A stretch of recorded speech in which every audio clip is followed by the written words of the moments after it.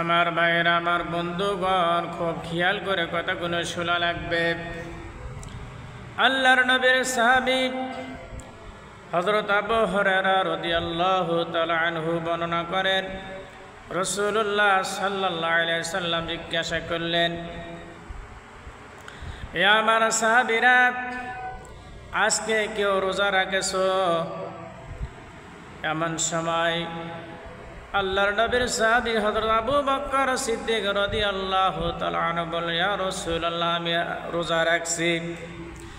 আবার বললেন আল্লাহর নবী, ইয়া আমার সাহাবীরা, তোমরা কি আজকে কোনো অসুস্থ ব্যক্তিকে দেখতে গিয়েছো?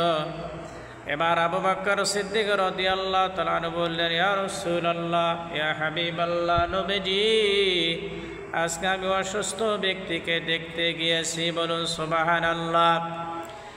এমন সময় আল্লাহর নবী বললেন, আমার সাহাবীরা, তোমরা কি আজকে খুব গরিব মিসকিনকে খাদ্য খাওয়াইছো, খাবারে দিয়েছো?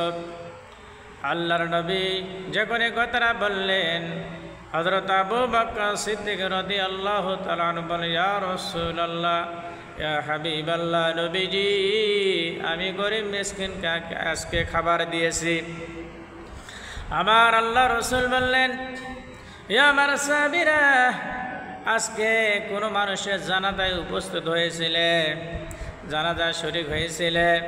এমন সময় আবু বকর সিদ্দিক রাদিয়াল্লাহু তাআলা আনহু, ইয়া রাসূলুল্লাহ, হাবিবাল্লাহ, নবীজি, আজকে আমি জানাজায় শরীক হয়েছিলাম। বলুন সুবহানাল্লাহ। রাসূল খুশি হয়ে গেলেন। মুসলিম শরীফের হাদিস। বলুন সুবহানাল্লাহ।